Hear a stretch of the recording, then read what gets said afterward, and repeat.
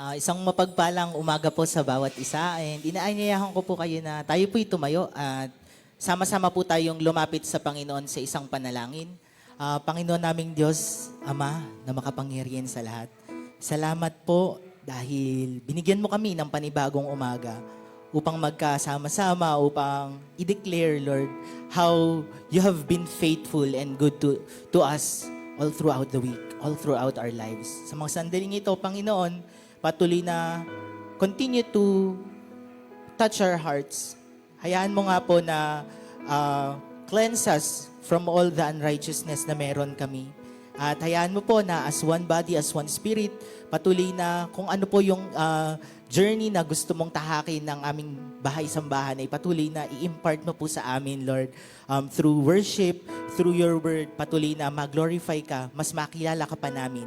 And right now, Father, we just ask for your presence to continuously be upon us. At patuloy, Lord, bigyan mo kami ng joy as we worship you. And as we hear your word, bigyan mo po kami ng eagerness, Lord, to know you more and love you more all the days of our lives. To you alone, all the highest praises, honor, and glory in Jesus' name. Amen. Sige po. All throughout our lives, and even last week or even today, God has been so good to us. Amen po. And there are many times na even we are in the valley of the shadow of death, even though we are in the trying times or in the times of trouble, there are times that also God shows Himself that He is good. He reaches us out. Dun sa mga times na nanghihina tayo, feeling natin wala nang pag-asa, wala nang hope, andun na pinapakita ng Diyos na He is good and He always makes a way out for His children. So right now, let's continue to declare that God is so good in our lives. Is that true po ba? Amen. So pwede po ba nating sabihin kay God, God, you are so good to me. God, you are so good to me. Minsan, isa pa po. God, you are so good to me. Amen. So let's sing this song with all gladness in our hearts.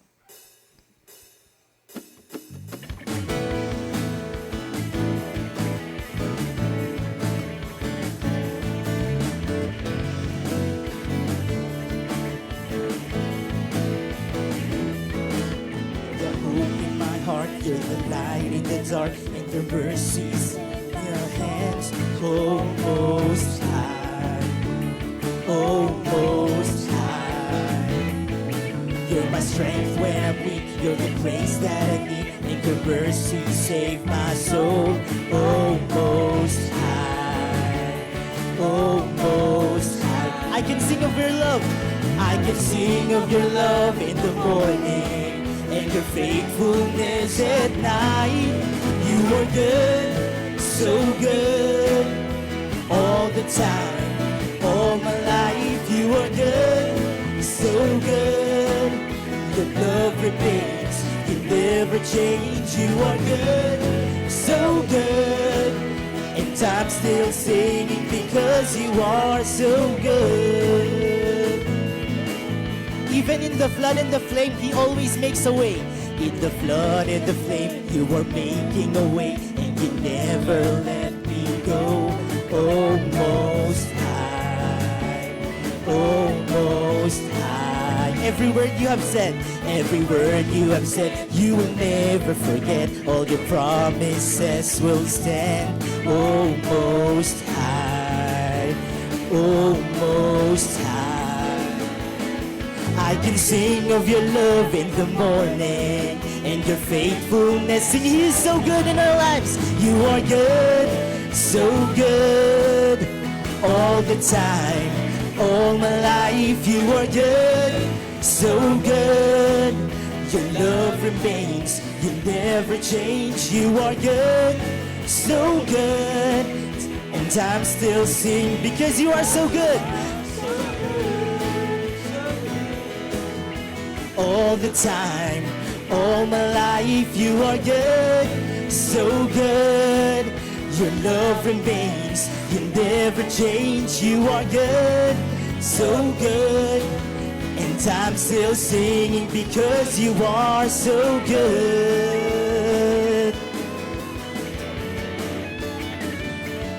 And we'll keep on holding on to your promises, Lord, that you're a faithful God to us.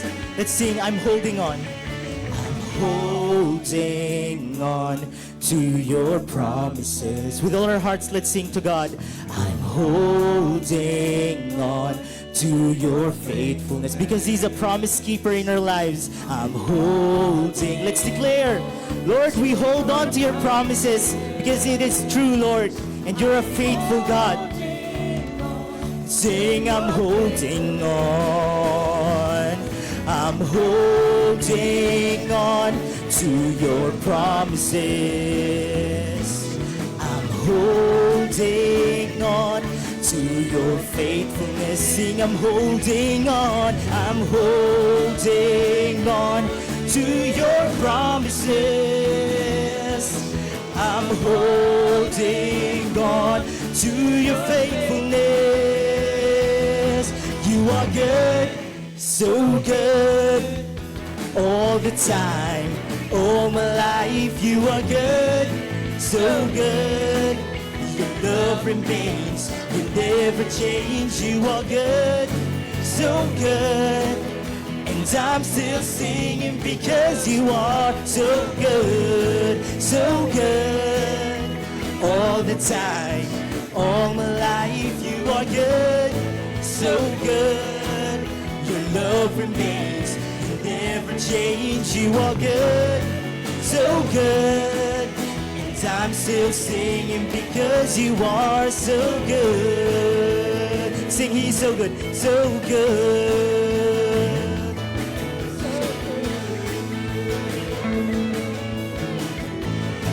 Yes, Lord, we thank you for you have been always so good in our lives. And Panginoon, dahil po sa kabutihan na patuloy niyong pinapakita sa amin, because of the grace that you're always giving to us, Lord, your mercy is new every day. How can we keep, Lord, from singing your praises? Bakit po kami hindi magpupuri, Lord, if every time, Lord, pinapakita mo na napakabuti mo sa aming Ama? Salamat, Panginoon. Oh, we worship you. Oh, we adore you, Father. We offer this song to you with all our hearts.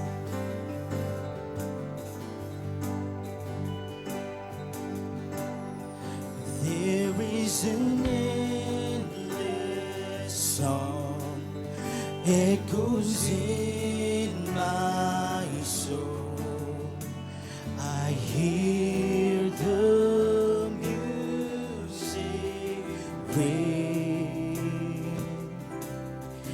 and though the storms may come, I am holding on to the rock I cling. How can I keep from singing your praise? How can I ever say enough? How amazing is your love? How can I keep from shouting your name? I know I am loved by the King, and it makes my heart want to sing. And we will lift our eyes because we know that you are our good shepherd. I will lift my eyes in the darkest night, for I know my Savior lives. And we will walk with Him every time.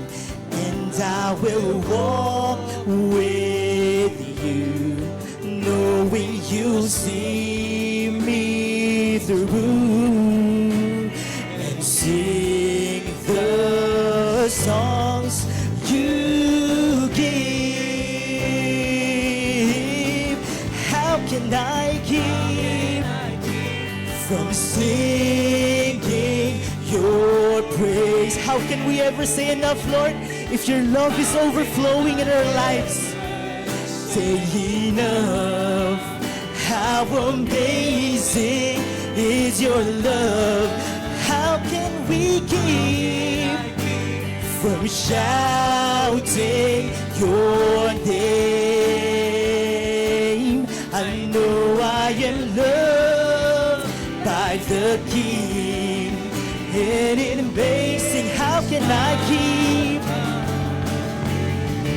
How can I keep from singing your praise? How can I ever say enough? How amazing is your love? How can I keep from shouting your name?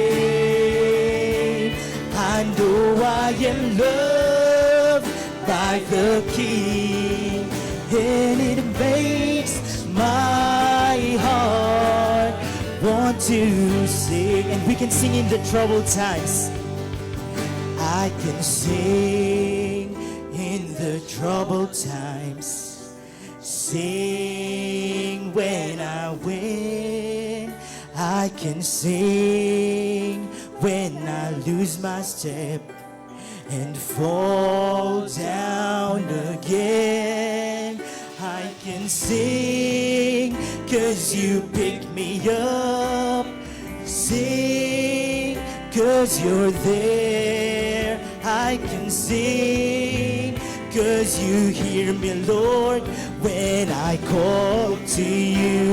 And let's give everything that we have. I can sing with my last breath, sing, for I know that I'll sing with the angels and the saints around the throne.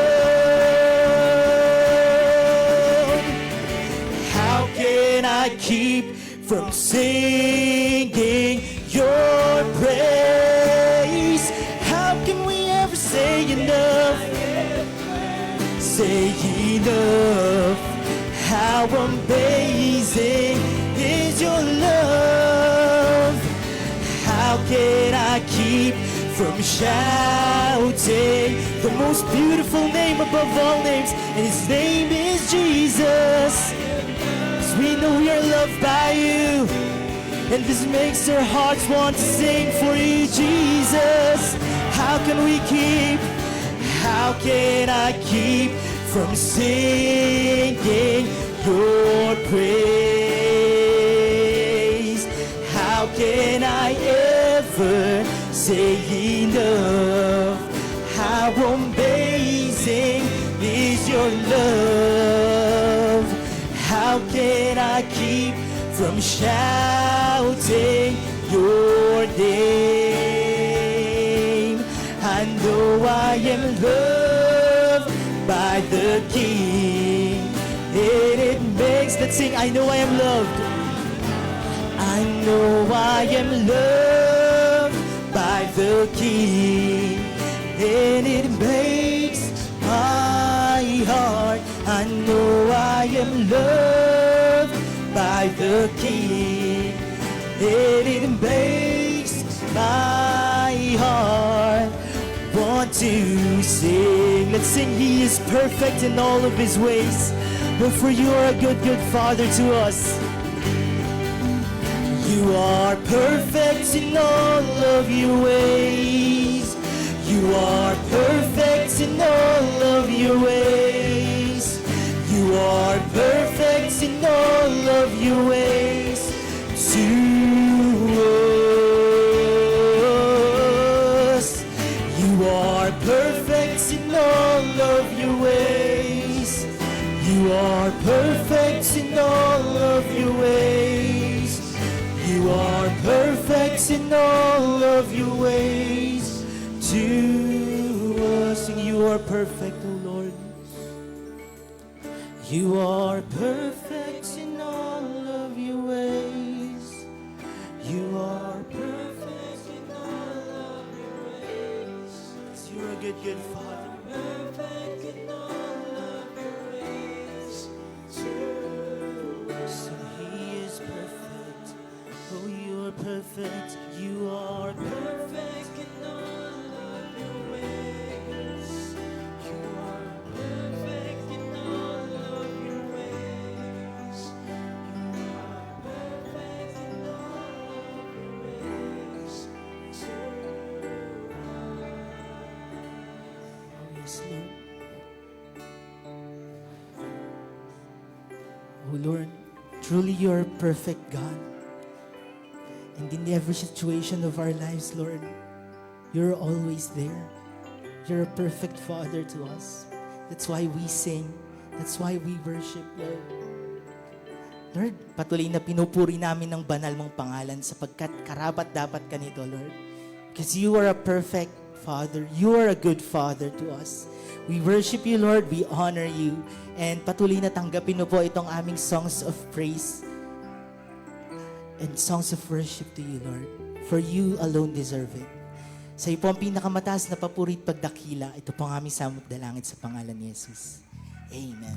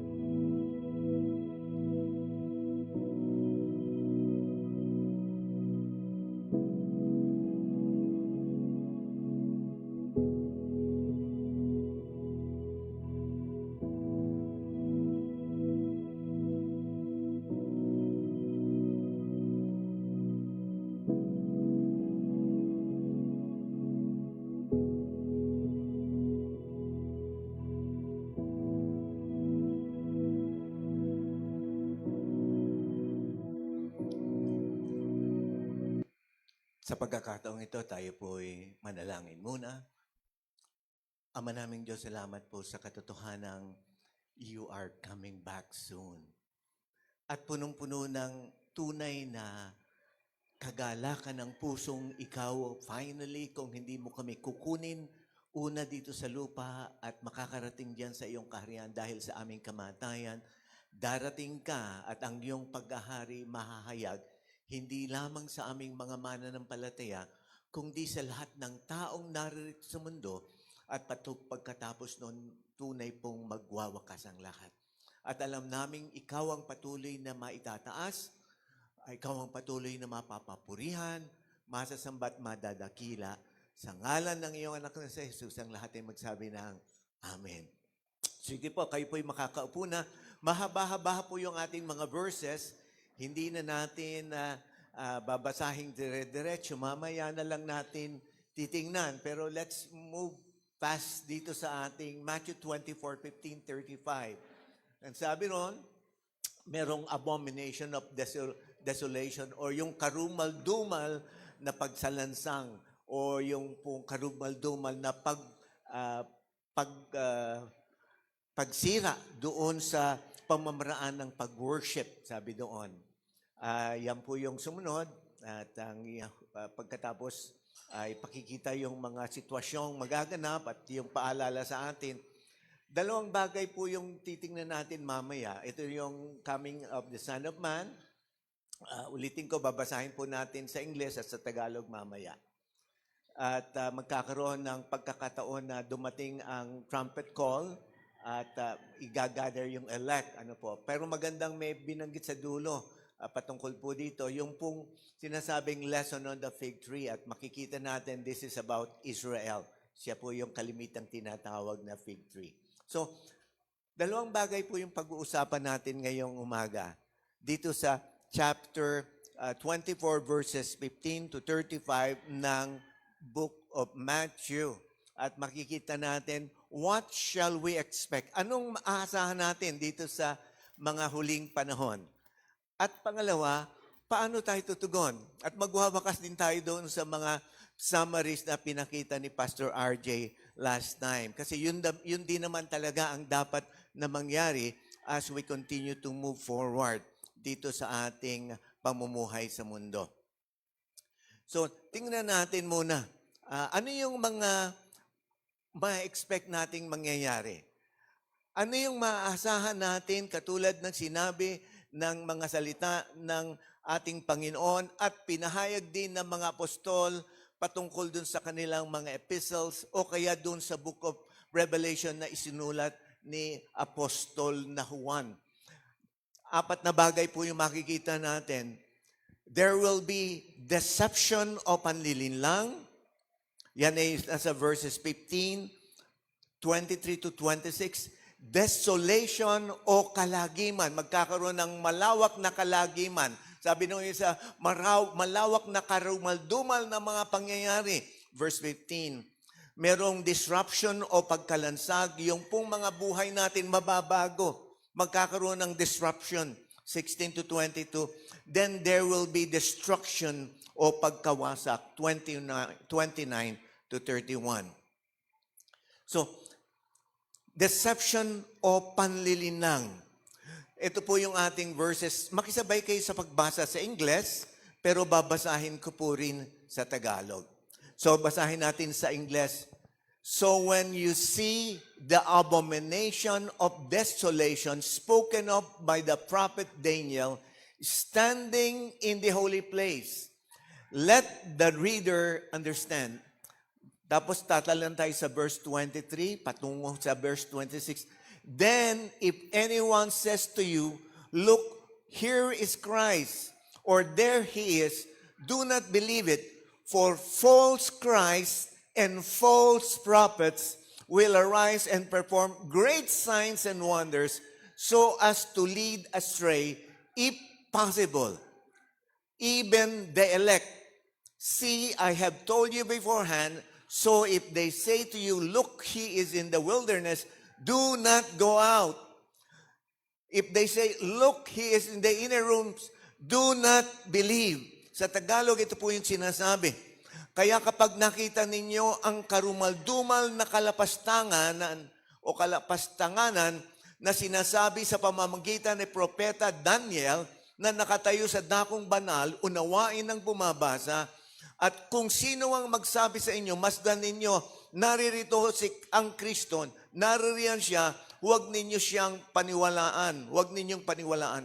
Sapagkat lilitaw ang mga bulaang Kristo at ang mga bulaang propeta at magpapakita ang mga dakilang tanda at mga kababalaghan, ano pat ililigaw kung maari, pati ang hinirang.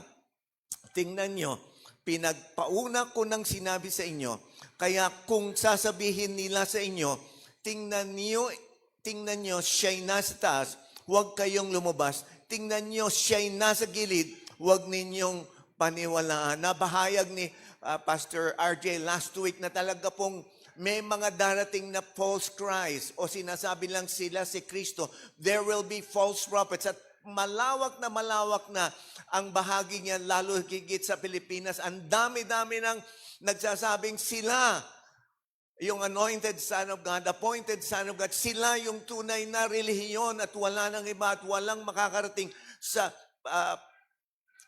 tunay na destination dapat ng bawat isa sa heaven except kayo sumapi sa kanilang relihiyon at denomination. Pero ang sabi rito po dito ay kapag nakita ninyong nagaganap na sa dakilang o sa dakong banal ang kasuklam-suklam na kalapastanganan, tinutukoy ni Propeta Daniel, unawanin ninyo ito, mga nagbabasa. So ano ba yung mga sinabi sa Book of Daniel?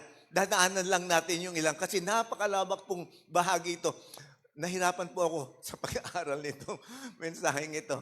Kaya hanggang kanina po tinatapos ko, papatawarin niyo po ako. Pero kinailangan ko kasing unawain, basahin ng maraming mga libro para hindi ako magkamali ng pagpapahayag sa inyo. Kung meron mang pagkakamali, dahil merong bahagi ako na babanggitin patungkol sa isang opinyon. At ibig kong emphasize na opinion ko yun. At hawig siya ng opinion ni Pastor RJ. Pero ito po yung tingnan natin mga Bible verses. So sabi po sa Daniel 8:24, and his power will be mighty, but not by his own power. So he's talking about the man who will put abomination of desolation in the sacred temple. So sabi doon, but not by his own power. Ang sabi ron, ang kanyang kapangyarihan ay magiging malakas. Ito yung sinasabing Antikristo.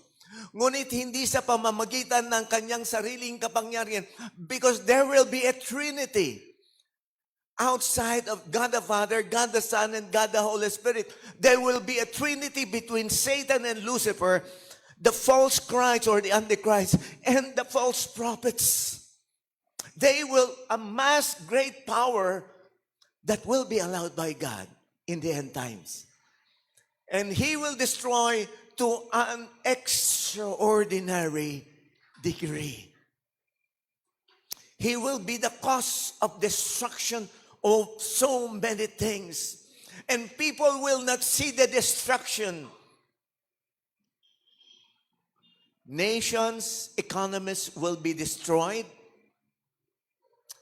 And this man, who is a great economist, a great man who would be bringing peace through political and economic sustenance, will actually be destroying so many things.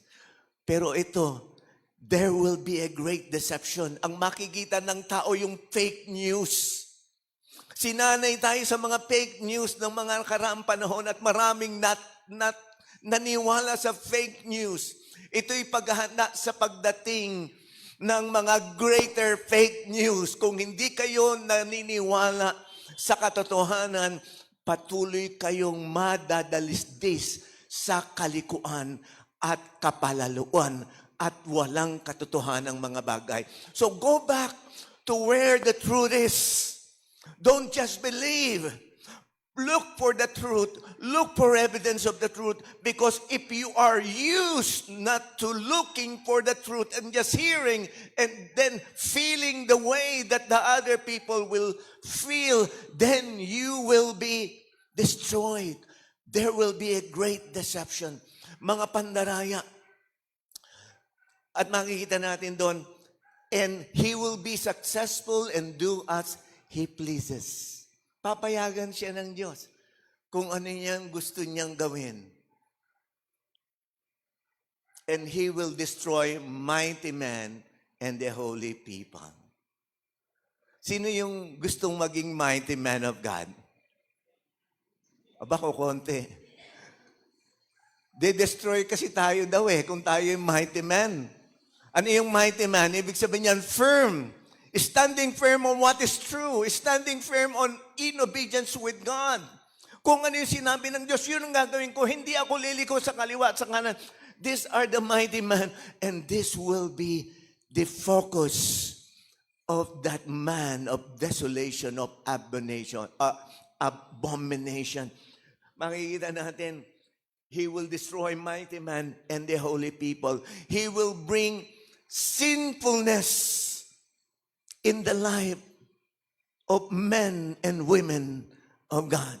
He will try to deceive them, and eventually, because nasanay sila yung gusto nila, yung gusto nila, yung kanilang pinamumuhayan, then they will continue to be deceived, to focus on themselves and not to God. Ano pa yung sinabi? And through his shrewdness, Daniel 8:25, he will make deceit a success by his influence. Magiging malawak na yung fake news. Yung mga tao, hanggang ngayon, yung mga fake news na pinaniwalaan pa nila, inaasahan pa nila. When in fact, ang daling i-research na fake news yun.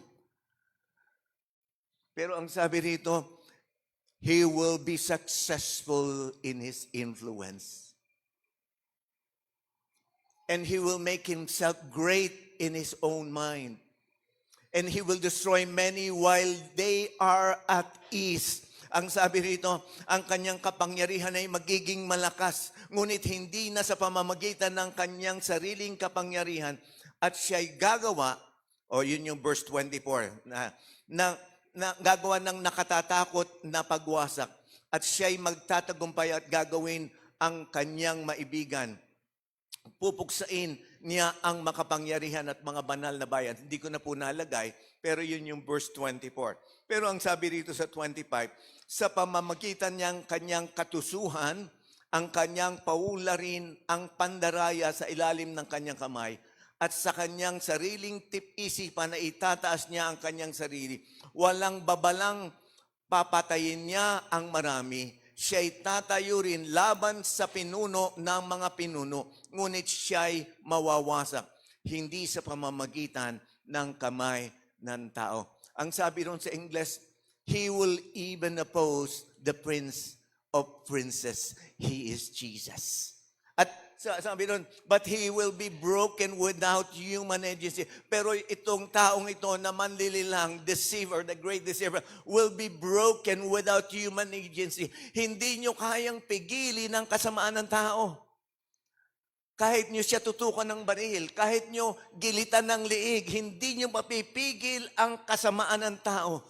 Ang kasamaan ng tao ang pwede pumipigil lang yung Espiritu ng Diyos na lulukob sa Kanya at susundin niya sa kaluhalhatian at kadakilaan ng Panginoon.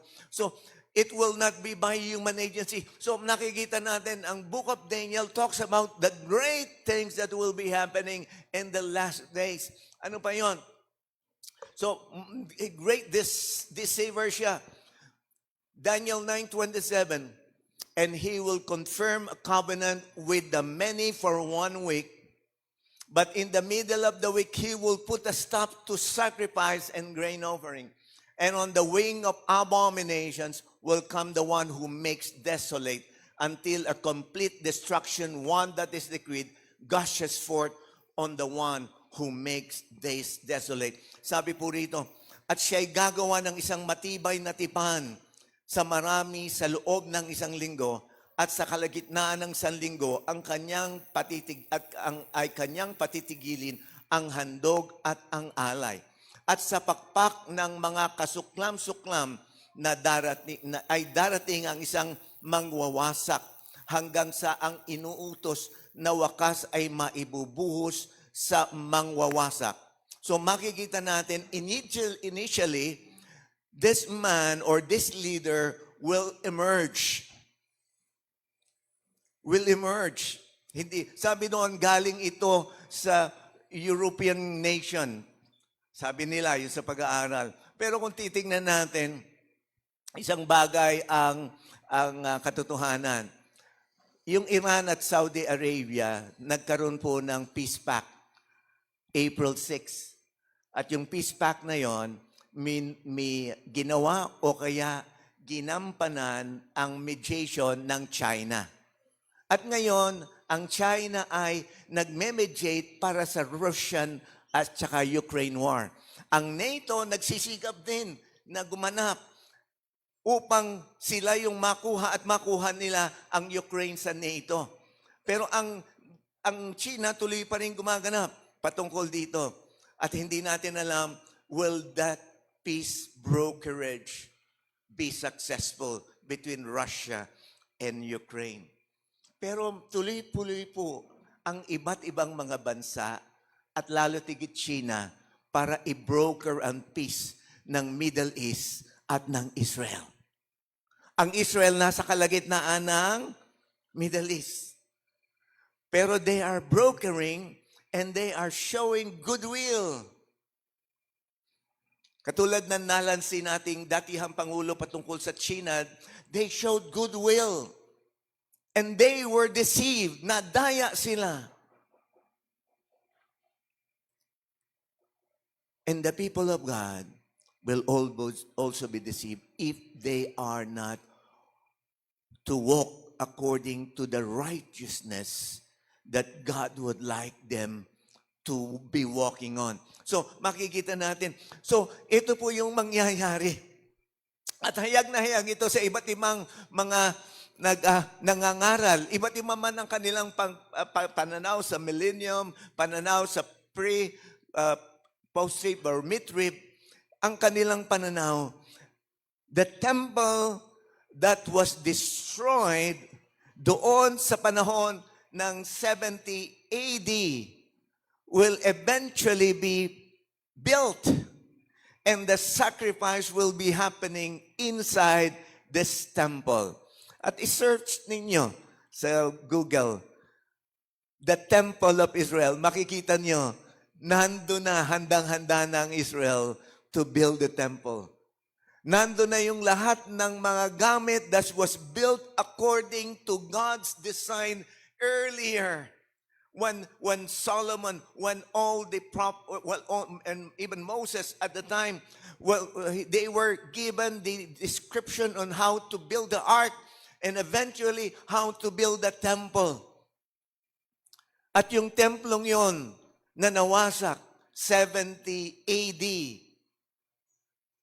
ay nakahanda na, all the materials kept in a secret place, pero ina-announce ng Israel yun. And that they have started the sacrifice of the heifer or yung red bull na bahagi ng pagsisimula ng pagganap ng lahat ng mga bagay. They have trained the Levites, they have formed the team that would do the sacrifice. Paano mangyayari yun? Kasi ilalagay yung temple of God doon sa templo kung saan naroon ang dating templo ng Diyos. At ano yung nasa ibabaw ng templong yun? It's the dome of the rock. It's the mosque, the third most important mosque or Muslim edifice of faith. Paano mangyayari yun? Hindi ko alam. Kung kayo alam nyo, sabihin nyo sa akin. Hindi ko maintindihan eh. Hirap na hirap kong unawain. Pero ang katunayan, there will be a peace treaty that this will be made possible. Magkakaroon ng kapayapaan at magkakaroon ng kaugnayan. There will be this man who will broker a treaty between the Middle East and Israel. And even Israel, the elect of God, na sinasabing apple of his eyes, madideceive. At papayagan kasi silang magtayo ng templo.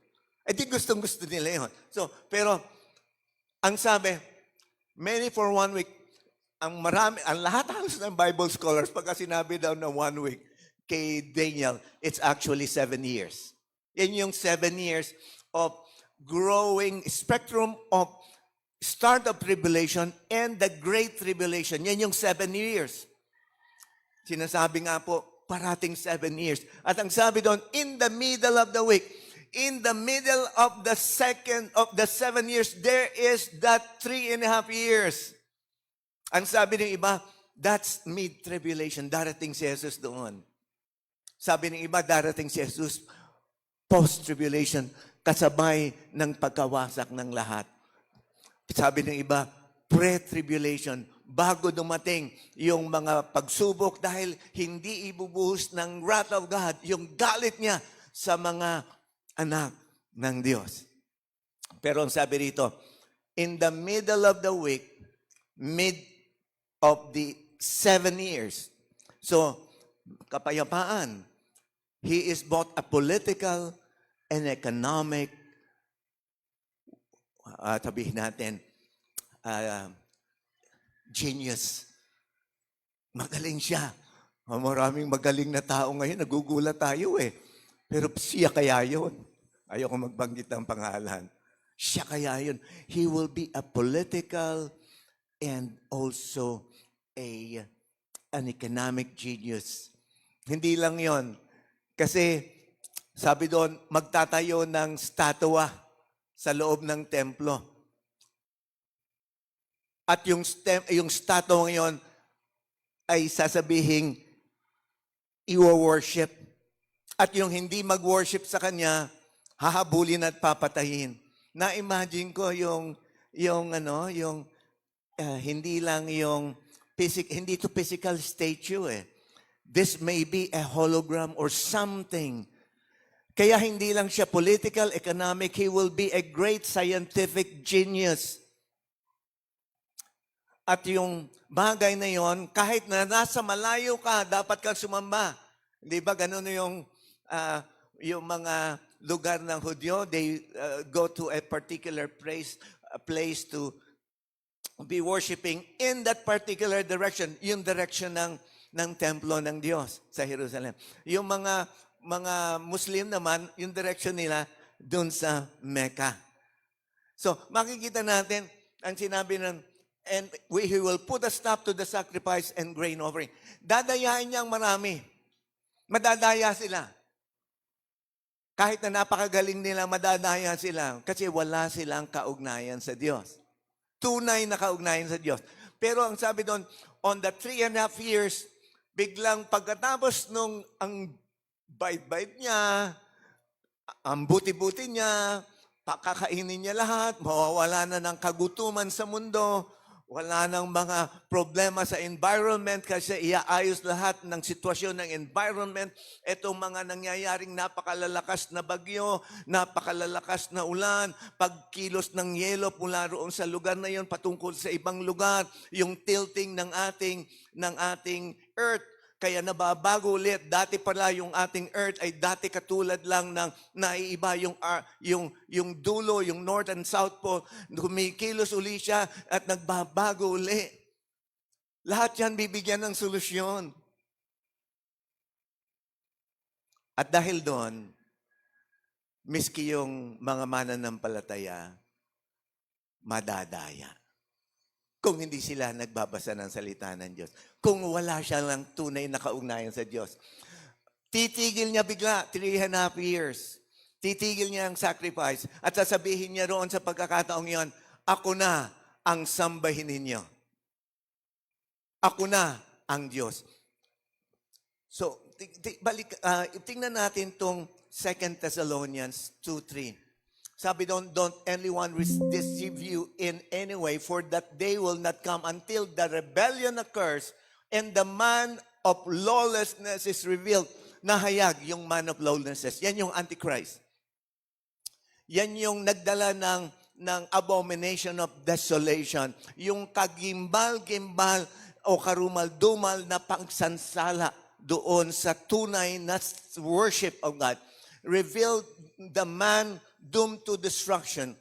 He will oppose and will exalt himself over everything that is called God or is worship, so that he set himself up in God's temple, proclaiming himself to be God.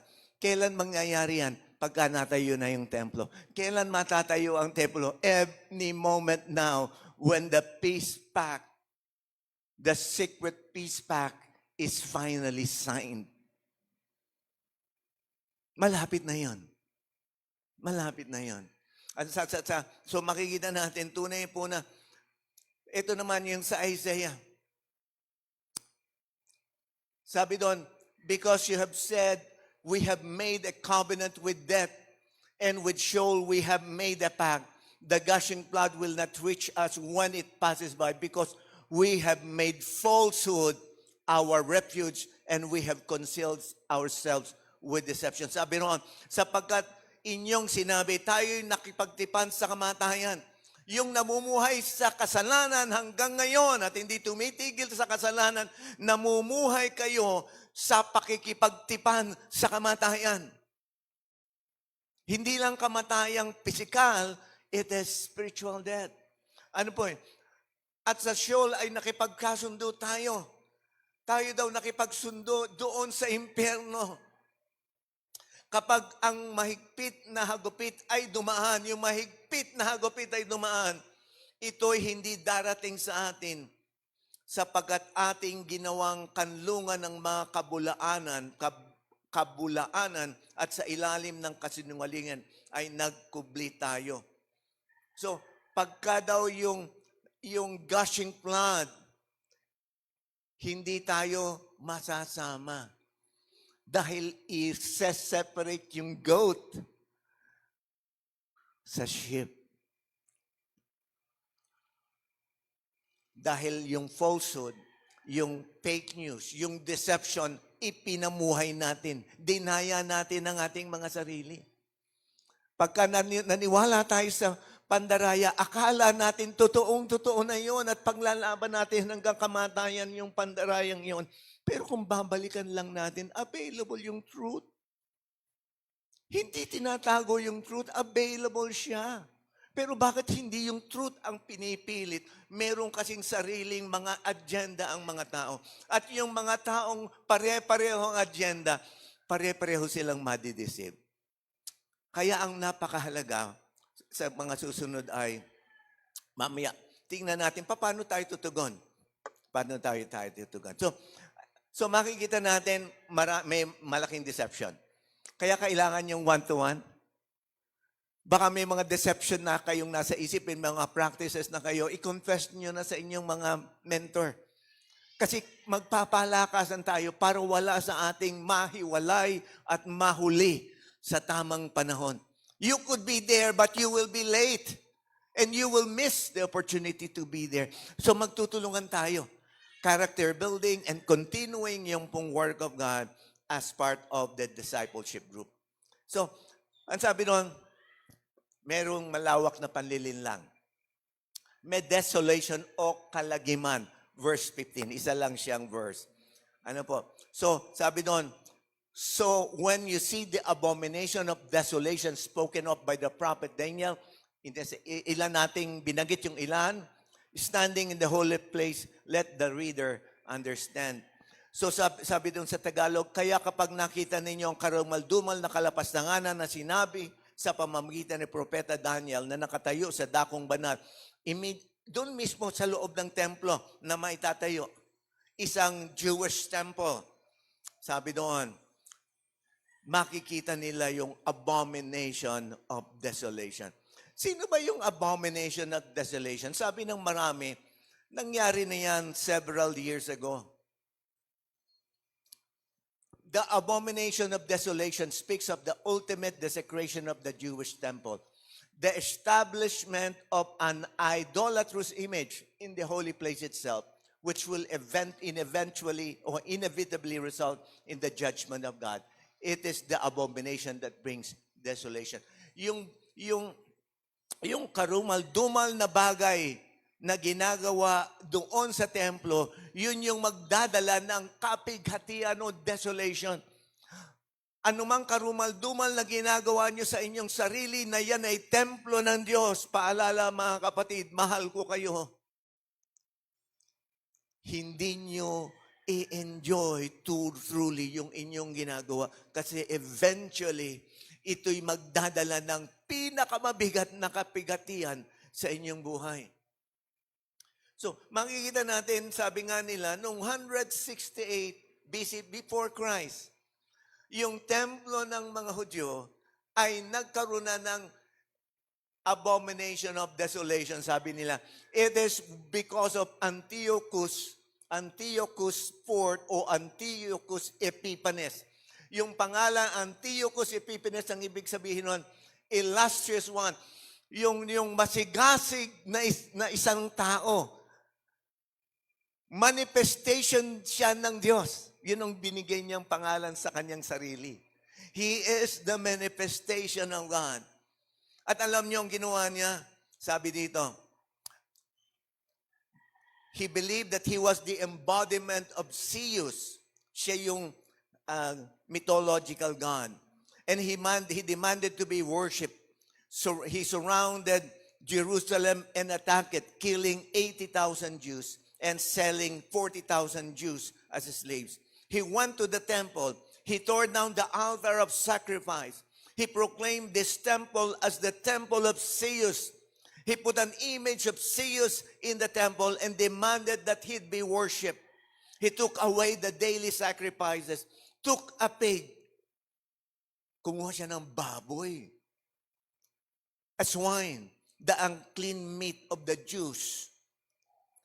And would you know what did he do?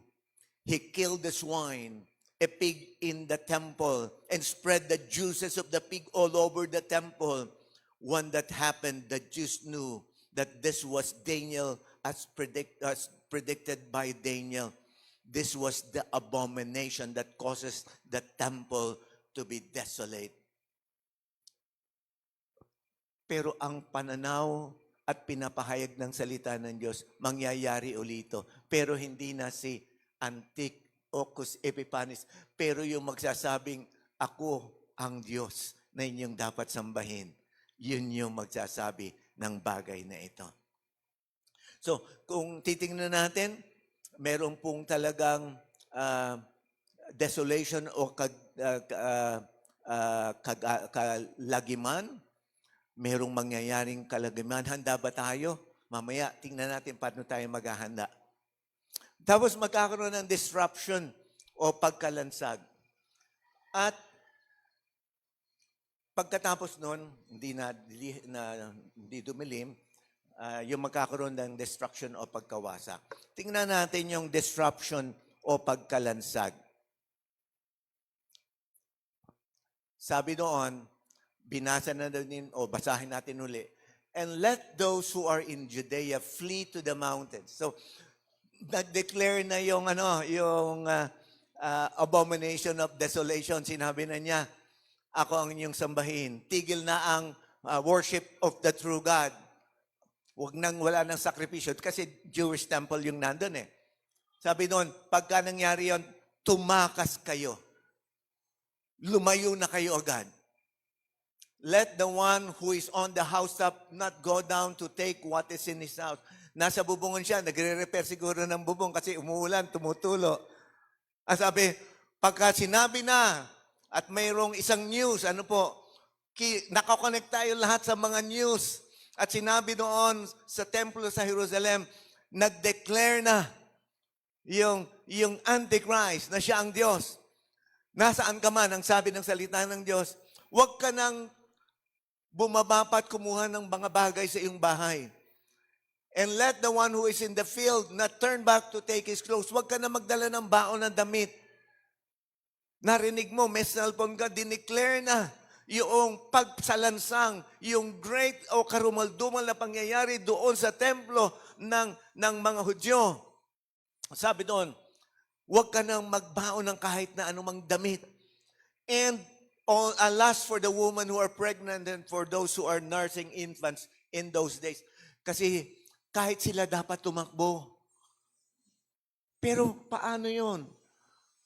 Wala silang mababaon. Huwag daw silang magbaon. Kung saan sila na doon, tumakbo sila at kumaripa sila ng paglayo sa potential na magaganap na pagsila sa lahat ng taong hindi maniniwala at hindi magpapasakop sa Antikristo. Pray that your flight may not be in the winter. Kung taglamid, ang hirap, wala kang cloth, wala kang pagkain, ano mangyayari? Tatakbo ka, mamamatay ka. Pero dalawa daw ang tatakbo eh. Dalawa yung aalis. May mga taong ayaw dun sa nangyari sa peace pact. Ayaw nila yung political ah, partnership. Ayaw nila yung economic things that happen. Galit sila doon sa mga kasama sa pact na ito. Kasama yung nagsimula ng pact. Pero hindi sila mananampalataya. Ang suggestion dito, tumakbo rin sila. Mamamatay sila, katulad ng mga mananampalatayang mamamatay. Pero yung mananampalatayang mamamatay, pupunta sa langit. Yung mga taong naging rebellious dahil sa nangyayari at walang pagkilala sa Diyos, then they will also die. But their death will just bring them to hell. Pray that your flight may not be on a winter or on a Sabbath. Sabbath kasi pagka Sabbath sa Israel, tigil lahat. Kaya lang tumatakbo ang mga sasakyan dahil sa mga turista, pero konting-konti ang taong naggagawa ng economic activity. Pero halos sinasabi, paano na yan pagka yung pagdating niya, tigil lahat dahil wala nang ibang mga bagay na papakinabangan katulad ng gas or everything dahil may mga tao hindi nagpasakop sa beast o kaya sa Antichrist. For then there will be great tribulation, such as has not been from the beginning of the world until now and never will be. And if those days had not been cut short, no human being would be saved. But for the sake of the elect, those days will be short. So sapagkat sa panahong yun ay magkakaroon ng matinding paghihirap, great tribulation, na hindi pa nangyayari buhat sa pasimula ng sanlibutan hanggang ngayon at hindi na mangyayari kailanman. At kung hindi pa ikliin ang mga araw na yun, ay walang makakaligtas na laman. Subalit alang-alang sa mga hinirang ay paiikliin ang mga araw na yun. Yung pong save or salvation ito, hindi po ito salvation ng because of the gospel. Ito yung pagkaligtas physically. Ano po? Pero yung elect, yan yung naligtas sa gospel of salvation and the gospel of the kingdom. Sa kanila, the days will be short. Pero kailan ba yun? Nangyayari yung great tribulation. So binanggit ko po, I would also have the same opinion of Pastor RJ. Mangyayari yung great tribulation and the saints of God, merong trumpet call. Pagkatapos yung trumpet call na yon, aakyat ang mga mananampalataya at pagkatapos nun, silang grupo din yon, mamaya babanggitin, sila din yung bababa para mag-meet o mag-spataw ng wrath of God sa mga taong naroon pa sa mundo. Ulitin ko, that's my opinion and opinion of several others who are really looking at the Bible. Wala namang problema eh. Basta handa tayo.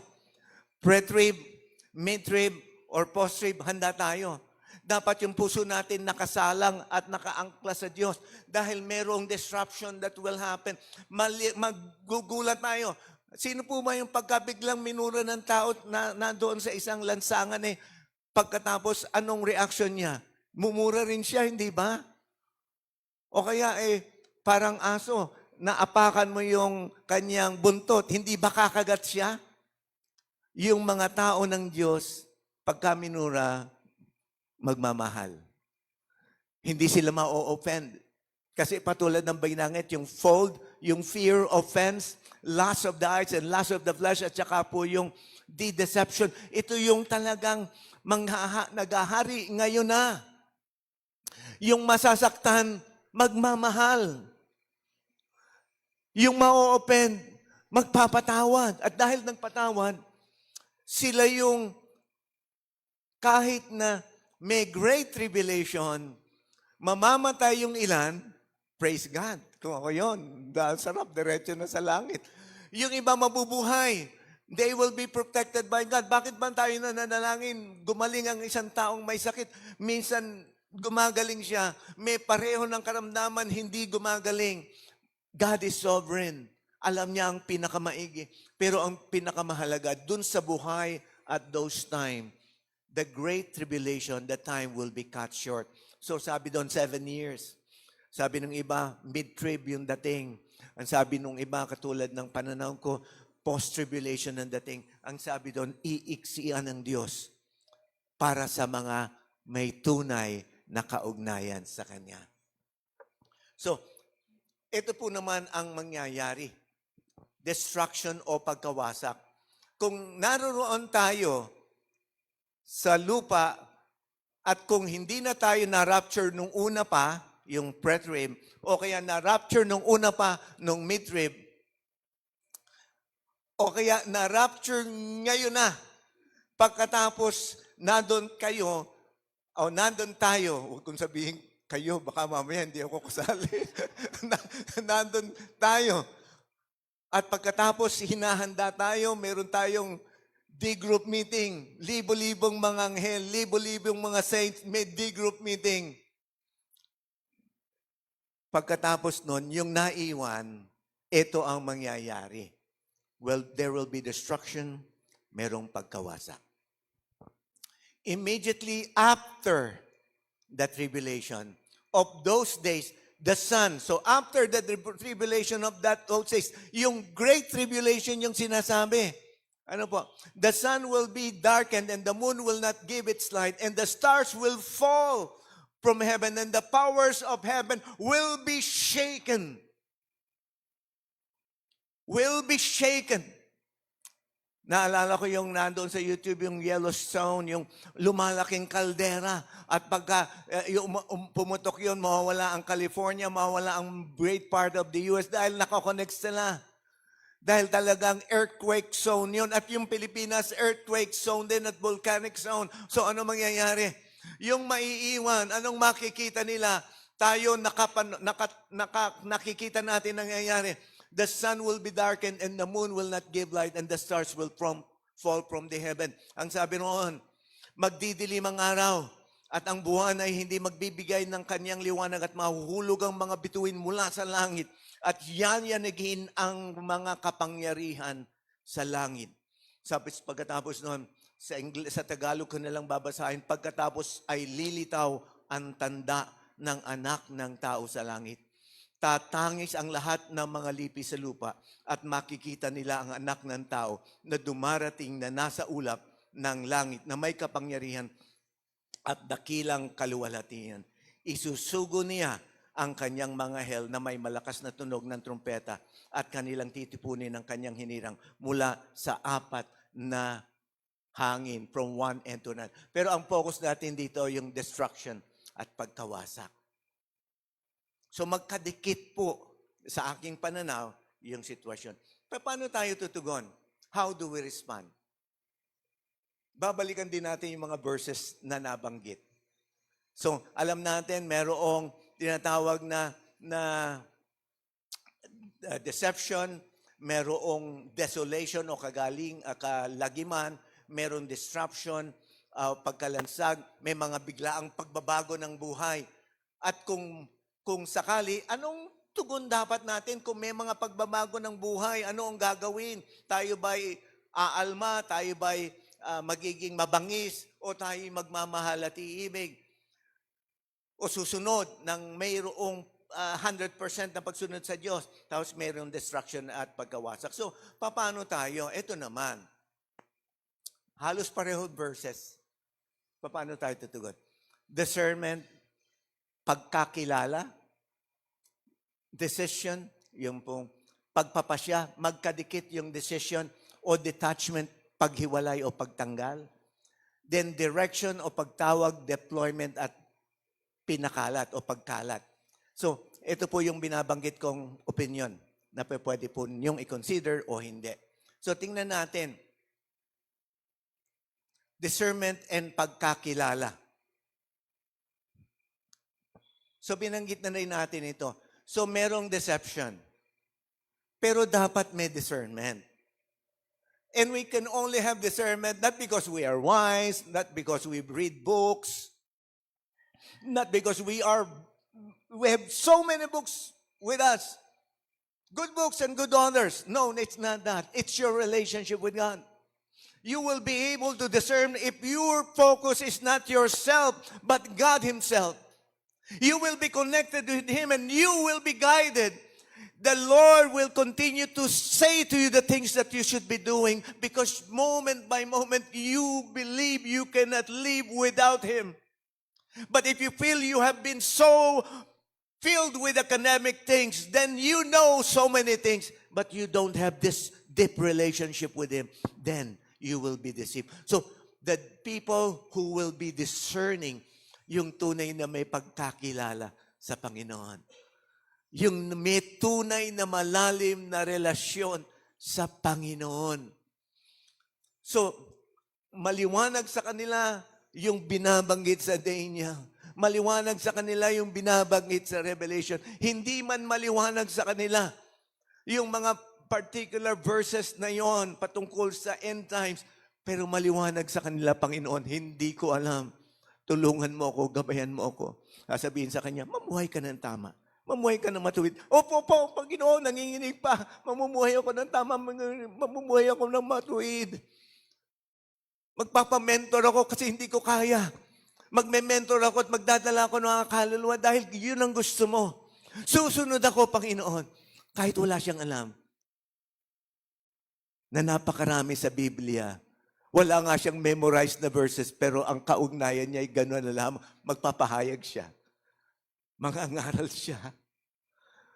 Magdadala siya ng mga kaluluwa sa harapan ng Diyos dahil mahal na mahal niya ang Diyos sa ginawa ng Diyos sa kanya. At anong mangyayari? There will be continuing discernment because he will be attuned with the voice of God. He knows the shepherd. He knows his voice. And the shepherd will guide him. Alam nyo, sabi nga ng marami, para siyang magnanakaw na darating na walang pagwawarn. Pero kung ikaw ay alam mong panahon ng may mga magnanakaw, ano gagawin mo? Bubuksan mo ba yung pintuan mo at matutulog ka? Meron kang gagawin kung alam mong mangyayari yon, hindi po ma? So, alam mong may darating na magnanakaw, binisita na yung lahat ng bahay sa kapitbahay mo. Pagkatapos, wala kang discernment. Hindi ka nag-lock ng pintuan, binuksan mo, di susunod ka ng nakawan. Hindi bigla yun.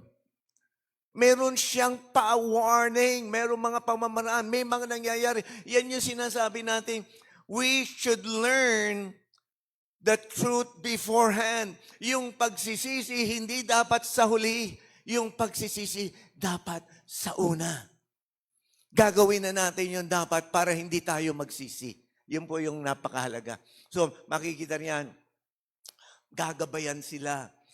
Maliwanag na hindi sila madadaya kahit mga may false Christ, may mga false prophets. They will be discerning. They will know. They will know what's happening. May yung mga false Christ, may great signs and wonders, hindi sila mamamangha.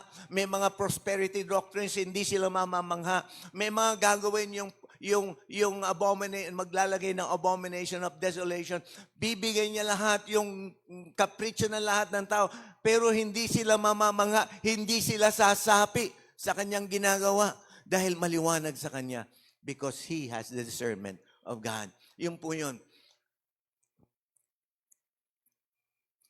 Meron pang isang bahagi. We will know and discern because sabi rito, from the fig tree learn its lesson. As soon as its branch becomes tender and put out its leaves, you know that summer is near. So para bang pagka nagsisimula daw magsibol, yung puno, anumang puno yan, fig man o kaya ay langka o anuman, magkakaroon ng mga bagong sibol. Alam natin, summer is near. So when you see these things, you know that He is near. Sino yung He is near? At the very gates. Truly I say to you, this generation will not pass away until all these things take place. Heaven and earth will pass away, but my words will not pass away. Sabi nung iba, He is at the very gate. Yung He dito is our Lord. Andiyan na siya. Andiyan na siya. Nasa doorway na siya. Nasa gate na siya. Hindi malayo ang kanyang pagdating. Pero ito yung Israel, yun yung sinasabihan sa pagkakataon, sila yung sinatawag na fig tree. Pagka yumabong muli yung fig tree, yan yung natayo muli ang templo, ayan na, malapit nang dumating. At pagka nagsimula ng magsakripisyo, ng tamang sakripisyo doon sa templo, sabi ng iba, from the first year hanggang sa 3.5 years, then He is very near, sabi po doon. Kaya kailangan natin, so may discernment, alam natin ang tama at mali, gawin na natin yung tama. Huwag na tayo magkompromiso. Decision o pagpapasya. Dapat magdesisyon na tayo, yung tama, yung matuwid, yung nararapat, yung gusto ng Diyos, yun ang gawin natin. To have our being deeply connected with Him, and to do His will and to do His work. To know Him, ano yun to become like Him, to do as He did, to make Him known. Yun yung dapat na desisyonan natin ngayon pa lamang. Huwag na tayo magdidesisyon pagkahuli na ang hirap na, nadaya na tayo, nakinabang na tayo, hindi na natin pwedeng bitiwan yung mga pinapakinabangan natin, hindi na natin maghihinayang na tayo, paano yan, hindi tayo kakain, hindi tayo mabibigyan ng mga ng kuryente, ng lahat ng mga bagay, we will be desolate. Pero we have to make the decision. Ito po yun. May decision at pagpapasya. At may detachment at pagtanggal. Pagka dumating na yung abomination of sin. Pagka tayo'y nagkasala, flee from that sin. We have the discernment of God and we make a decision to live a holy life. Flee from the sin. So yung pangkalahatang pandaraya, ang daming nadaya. Pagka sinabing, sabi dito, detach yourself, then let those who are in Judea flee to the mountains. Humiwalay na. Humiwalay na. At intayin na ang pagdating ng Panginoon. Ay hindi lang maghintay bilang mga hermit. Nagpapasa at saka nagpe-pray. Kasi yan, forced fasting. Wala na eh. Wala nang wala ka na magiging provision. Forced fasting yan. Pero sabihin mo, nagpapas naman ako, nagpe-pray. Anong ginagawa mo? Bakit hindi mo inaabot yung iba pang taong pwede pang abutin? Sabi mo, flee. Tumakbo ka, pero doon sa tatakbuhan mo, lahat ng tatakbuhan mo, kahit na sila'y magsusumbong patungkol sa kilos ng ginagawa mo sa Antikristo, continue to spread the word. Continue to preach the word. Ano yan? Yan, hindi nyo na option yung fasting. At saka hindi nyo na option yung prayer kasi talagang nanginginig kayo sa takot. Natural. Pero ang takot niyo papalitan ng kapayapaan ng Diyos kasi kayo'y magtatapat sa Kanya. So, sabi doon, wag na kayong bumalik, wag niyo nang balikan yung bahay. Ang ganda ng bahay ko, paano yan? O yung bahay namin na maganda, ibibigay ko dun sa may iwan. Ano po? Yung sasakyan ko, ibibigay ko rin sa may iwan. Ano po? Ang sabi kasi nung iba, pagka dumating siya sa pre-trib, tuloy-tuloy pa yung pangangaral ng Diyos. Dumating siya ng mid-trib, tuloy-tuloy pa yung pangangaral ng Diyos. At yung mga elect o yung mga makakakilala, ayos pa rin. Pero kung ang problema ay ganito, kung katulad ng opinion ko, yung opinion ninyo, kinuha tayo, wala nang ilang panahon, yung natira, babalikan natin. Yan yung mga asawa, mga anak ninyo, mga taong hindi sumunod sa Diyos, winarningan nyo. Ha? Yun yung maganda kung winarningan nyo.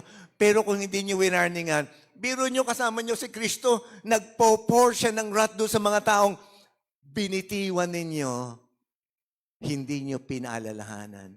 Nagbubuhos siya ng poot sa mga taong hindi nyo tinuwid, hindi nyo kinorek, hindi nyo pinangaralan ng salita ng Diyos. Pero kung nangaral kayo, kayo'y nireject. Nagmahal kayo, kayo'y nireject. Nagpakumbaba kayo'y nagmayabang pa sila at pinagmalaki nila yung lahat ng ari-arian nila. Makikita niyo sila naroon receiving the wrath of God. Makikita niyo. Kaya mas masarap sana yung paniniwalang pre-trib doon ako sa langit, makakalimutan ko na lahat. Kasi pagka nasa langit ka na, makakalimutan mo na yung relasyon. Mid-trip. Maganon din, masarap din yung kasi nasa langit na ako, wala nang wife, wala nang husband, wala. Pero pag glorious body at nandun pa lang tayo sa mid-air, all our souls and mind will be present. And we will see the carnage. We will be seeing the death of those people we love because we have not done anything for them. Pero kung maayos niyong pinamuhay ang patotoo ninyo, nagmahal kayo, nakakilala sila, sumunod sila sa Panginoon. Pero bigla silang umalis sa pananampalataya, wala na kayong magagawa. Wala kayong magagawa. It is their decision. How do we respond? So sabi nga natin, may desisyon, dapat yung desisyon yung mighty man, yun yung firm man, yung nagdesisyon, yung mighty man, yan yung mga fathers, yan yung lumalim sa kaugnayan sa Diyos. Nakakilala sila sa Panginoon, namumuhay sila ayon sa pagkakilala nila sa Diyos. Pero ito ang sabi, may direction at pagtawag. 27, 28, and 30, 31. Sabi doon, for as the lightning comes from the east and shines as far as the west, so will be the coming of the Son of Man. Ang sabi, secret yung rapture. Magugulat na lang sila na iwan yung mga damit. Yung iba merong umakit, may damit. Iba't iba interpretation, walang problema yun. Glorious, basta ang importante, sabi noon, kitang magaganap. Ang rapture, sabi ng iba, sikretong magaganap. Magugulat na lang yung iba. May mga babagsak na aeroplano kasi yung piloto kinuha na rapture. Naiwan na yung aeroplano. Ano po? It will be secret. It will not be announced.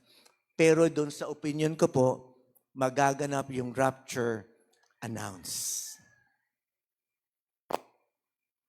Announced. It will be just like mayroong kulog, may kidlat, may kulog, may nakikita, may naririnig. As they come from the east and shines as far as the west, kita ng lahat na magaganap. So will be the coming of the Son of Man. Pupunta siya, kita ng mga tao. Kita ng mga tao yung pag-akyat ng mga elect, yung mga nanatiling tapat. Kita ng mga tao. At makikita nila merong napakalaking D-group meetings na taas. Pero anong mangyayari? Ganon din sabihin, whenever the corpse is, pagka daw merong bangkay, there are vultures that will gather. So ibig sabihin yan, may nakita silang bagay, yung mga vultures, naamoy nila, pupunta sila para kainin yung corpse o yung patay, yung bangkay. Ganon ang mangyayari. Alam, hayag. May amoy. Parang may amoy. Mararamdaman. Immediately after the tribulation of those days, the sun will be darkened, the moon will not. So merong cosmic na mga mangyayari. Nabanggit na natin, there will be destruction. Then will appear in heaven the sign of the Son of Man. So, lightning, kita, coming Son of Man, may announcement, nakita yung resulta ng mga bagay sa alapaap, yung mga planets and whatever. And then all the tribes of earth will mourn. Yung nasa lupa pa. Yung nasa lupa pa. Kasi announce Nakita na nila, nangyari na Alam na nilang may magaganap pa pagkatapos. They will see the Son of Man coming on the clouds of heaven with power and great glory. And He will send out His angels with a loud trumpet call. They will gather His elect from the winds from one end of the heaven to the other. Actually, merong pagtawag. May direction kung saan tayo magkikita-kita. Pagkatapos, mula ron, tayo ipapakalat to do the will of God. So sabi natin, ito po yung mga pinakita ni Pastor RJ. So ako'y naniniwala, kapareho ng paniniwala ni Pastor RJ, the return of Christ will be at the end of tribulation. Pero walang problema kahit saan kayo naniniwala, okay yun. Basta alam nyo, darating na siya. At wala dapat kompromiso. Ano po? So, ito na yung mga nagaganap. Sinabi na ni Pastor RJ ito.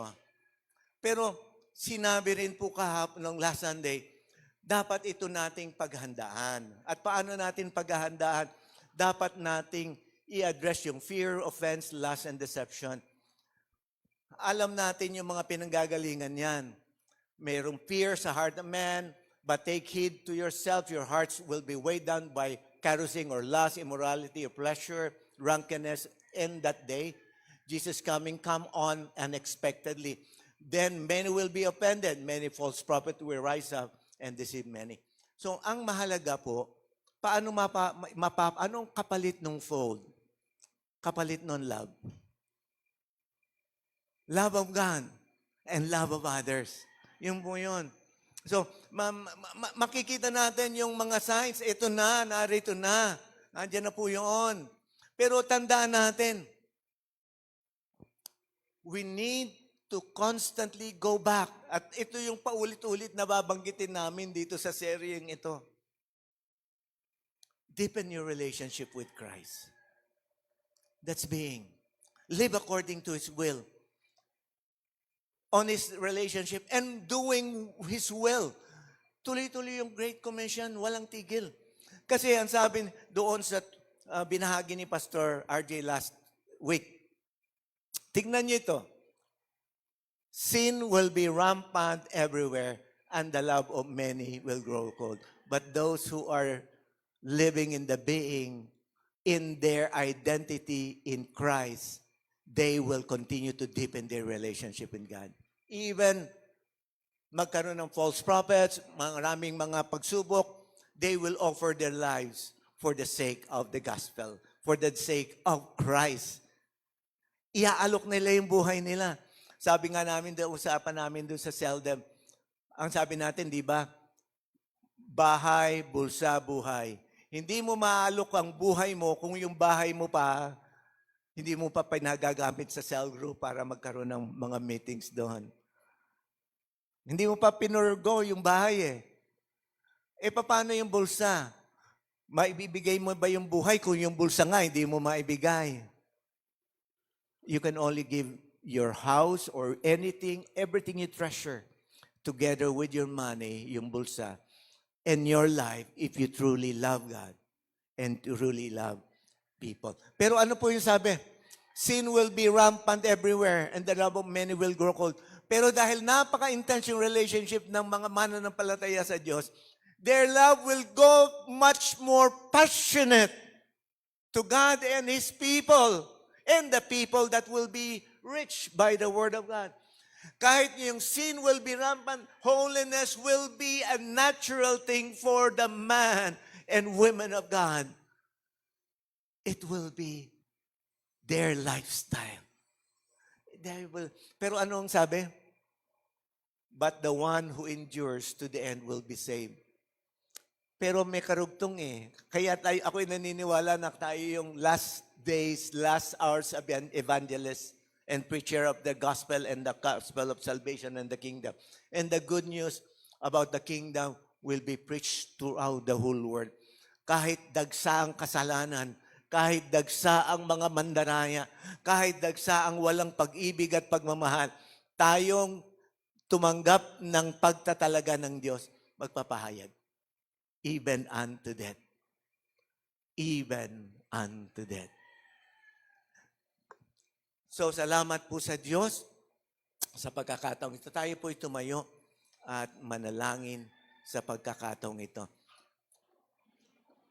Itong iiwang kong bagay sa inyo, kung gaano nyo pinakita yung pag-ibig at pagmamahal sa Diyos nung una nyo silang nakilala. At nung pangalawang beses nyo silang nakilala, yung iba kasi na-born again. At meron pang pangatlong beses nakakilala. Nakita yung antas ng kaugnayan sa remain holding unto God. Remain clinging unto Him. Gusto niya kasi naman yon. At hindi lang tayo mag-hold on to God. let's hold on to His great commission. Let's do His will. Anong tawag doon sa mga taong nakilala si Kristo pero ayaw ipakilala sa mundo? Ano yun? Sakim. Di ba? Yun ang sinasabi natin eh. Sakim.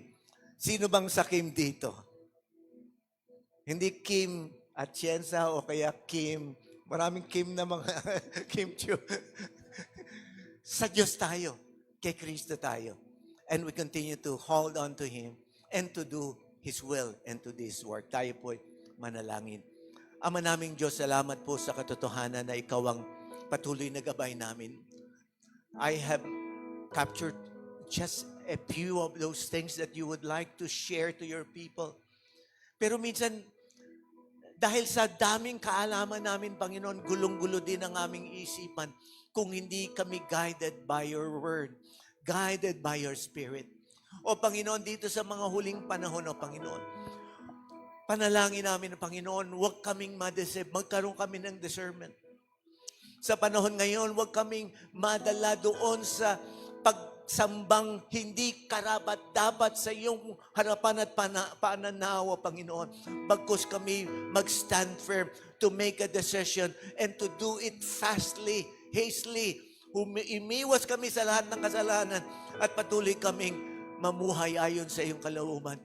Yes, there will be destruction. There will be great catalytic things that we'll be doing. O yung mga bagay na hindi namin inaasahan na magaganap, ngunit kita-kita namin ang mga sitwasyon sa panahong ito. Mga natural disasters that may happen and may occur any moment now.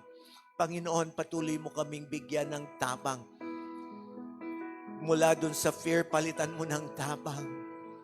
Mula po doon sa offense, patuloy na pag-ibig, pagpapatawad, at kung kami yung na-offend, patuloy na humingi ng tawad at magsabi sa iyo, Panginoon, we don't like this bitterness, this offense be in us.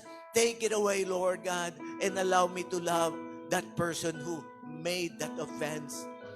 O Panginoon, ganun din, o Panginoon, kung meron pa tayong mga lust of the flesh, lust of the eyes, Panginoon, tanggalin mo ang lahat na ito at palitan mo ng holiness. Patuloy na ang mga focus namin at ang mata namin ay nakatingin sa iyo, Panginoon.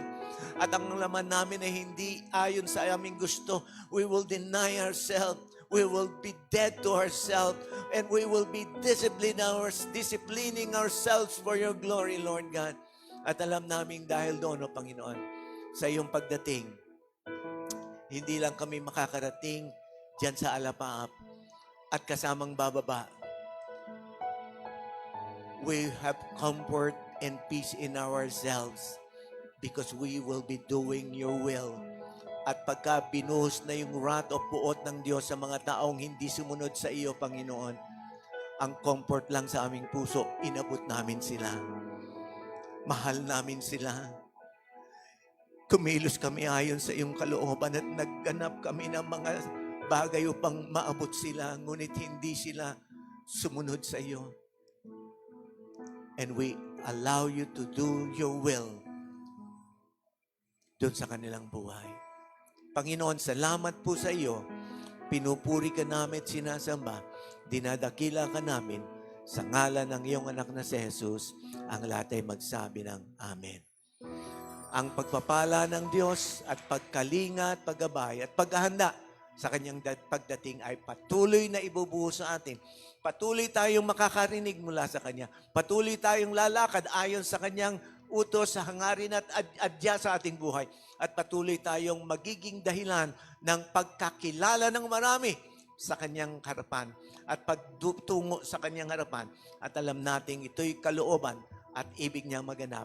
Humayo tayong patuloy na ibigin ng ating Panginoon ng buo nating pagkatao, buo nating lakas, buong ating kakayanan at magmahal din tayo sa mga tao katulad ng pagmamahal natin sa ating mga sarili. Purihin natin ang Diyos, humayo tayo sa ngalan ng ating Panginoong Jesucristo. Ang lahat ay magsabi ng Amen. Purihin ang Diyos.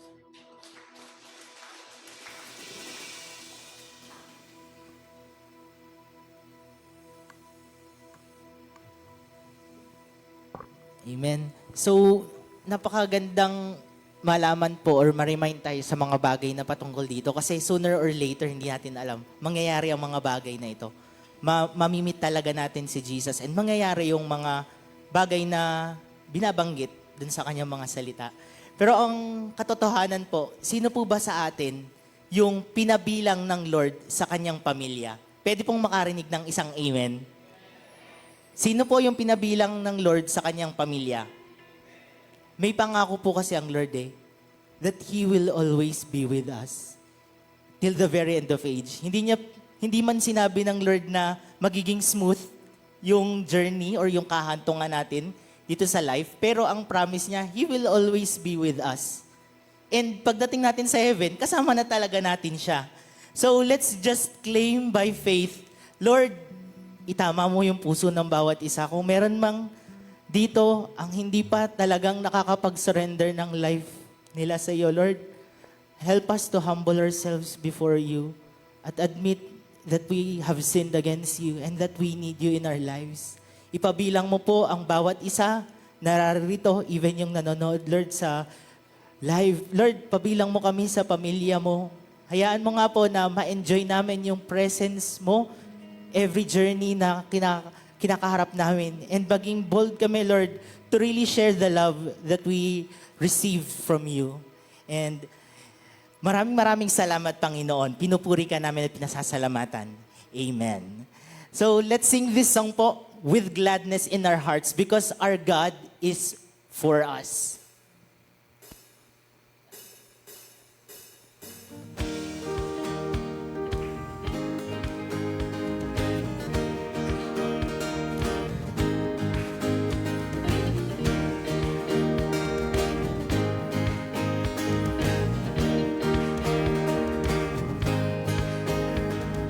We won't fear the battle, we won't fear the night. We will walk the valley with you by our side. You will go before us, you will lead the way. We have found a refuge, only you can save. Sing with joy now, our God is for us. The Father's love is a strong and mighty fortress. Raise your voice now, no love is greater. Who can stand against us if our God is for us?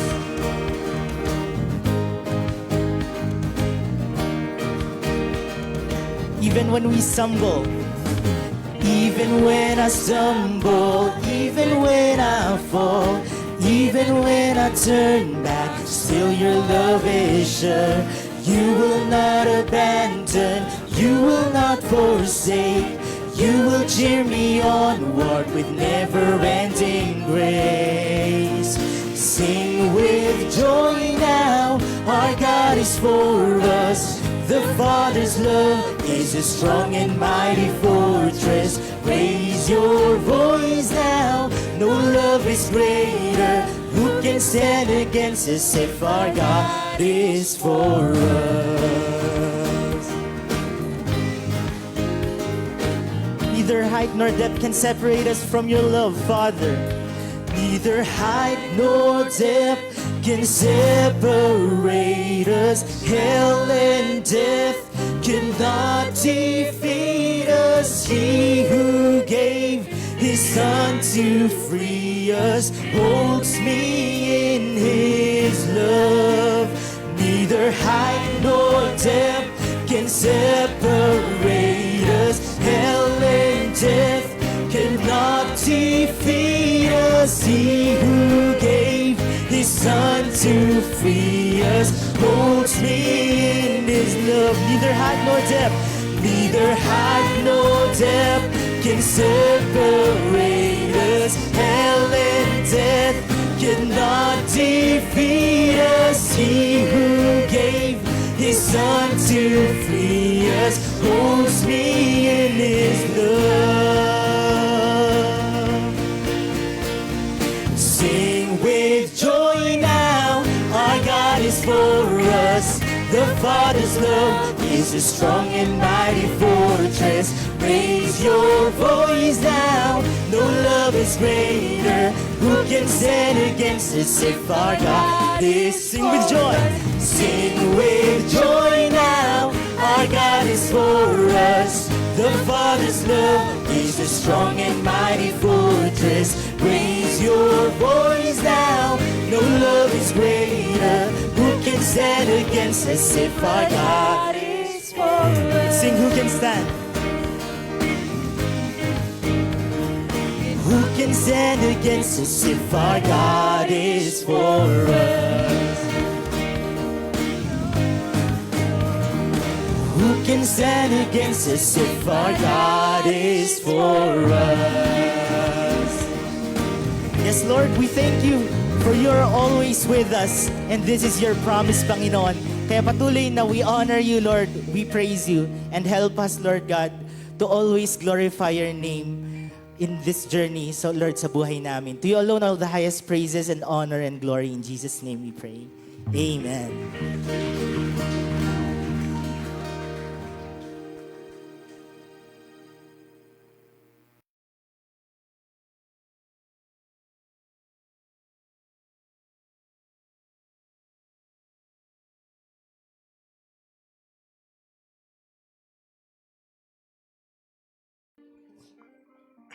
Ayan. So, good morning po sa bawat isa. Good morning po!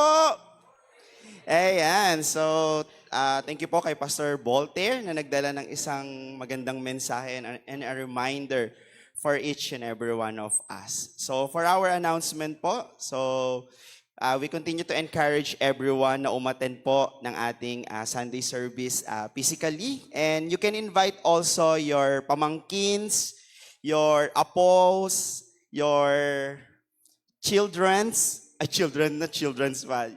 children na para sa ating Family Circus Ministry Kids Church po, which is ginaganap po every Sunday din 9 a.m. kasabay po ng ating service doon sa ating library. So yun po. So ngayon po parang sa buwan ng Agosto, ayan. So I invite everyone na merong birthday na tumayo. Yan, sino po yung mga may birthday ngayong August? Mga ka-birthday ko po! Nag-announce lang po ako pero wala po akong handa. So lahat po ng may birthday ngayong August, even nagse-celebrate ng kanilang monthsaries, wedding anniversaries, kahit ano pang mga saris, ay we invite you po dito sa unahan and we will pray for you sa pangunguna po ni Pastor RJ. So even po, yung mga kamag-anak nyo na wala dito, pero birthday po nila ng August, pwede nyo po silang i-represent as being part of your family dito po sa unahan. So we invite everyone na may birthday ngayong August na pumunta po dito sa unahan, and our beloved associate Pastor RJ ang magpe-pray po para sa atin.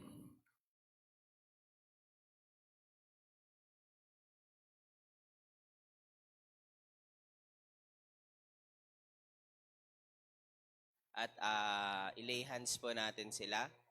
Tayo po'y manalangin.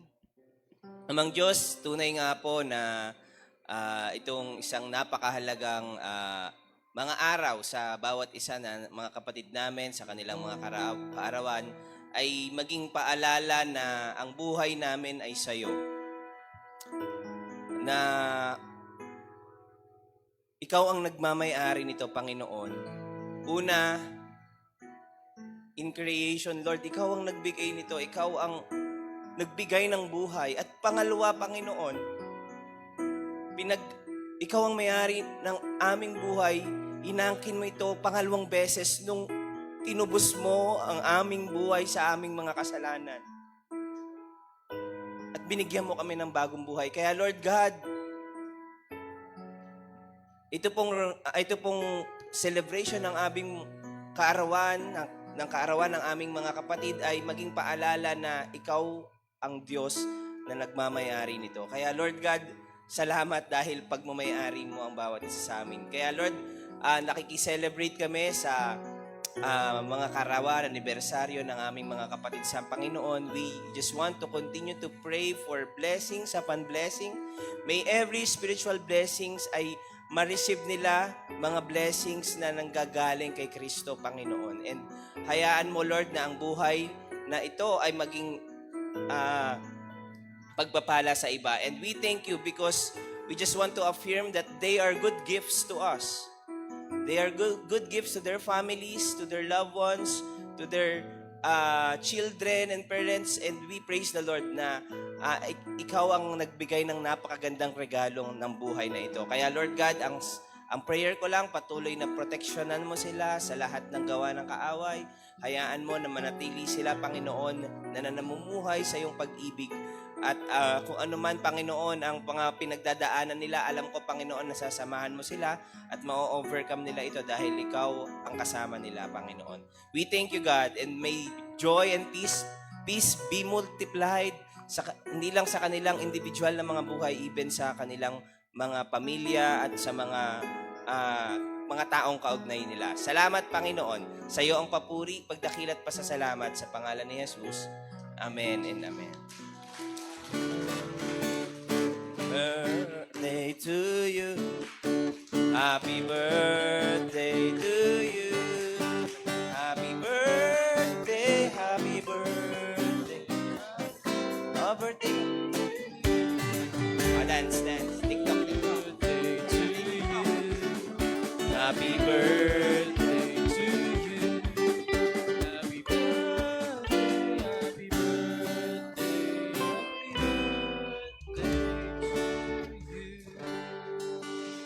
So ayan, happy birthday po ulit sa bawat isa. Happy anniversary din po sa mga magse-celebrate. So muli, nagpapasalamat po kami sa mga tao na nakasama namin sa Facebook Live and even sa ating Zoom. And I invite everyone na tumayo as we close this service in a prayer. So tayo po'y manalangin.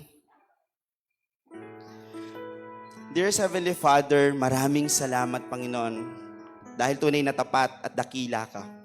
Maraming salamat, Panginoon, for your words, O God, na aming narinig. Bilang reminder that soon you will be coming, Panginoon. And Lord, hindi itong mga bagay na ito will not be a burden sa bawat isa sa amin. Hindi maging fear, but a reminder that we should always be alert and be excited dahil alam namin, Panginoon, that time will come na muling babalik ka at makakasama ka namin, Panginoon. And Lord, maraming salamat po, and I speak blessing upon blessing sa bawat isa na naririto. Patuloy na proteksyon at paggagabay nyo sa buong linggo na darating. Patuloy na pangunguna ng banal na Espiritu sa lahat ng aming gagampanan, gagawin sa eskwelahan man ito, sa pagtatrabaho man ito, and even sa pagmiministeryo for your glory and for your honor. Katulad, Panginoon, ang sinasabi sa iyong salita, for from Him all things originate, and through Him all things live and exist, and to Him are all things directed. To Him be glory and honor forever. In the name of our Lord and Savior Jesus Christ we pray. Amen and amen.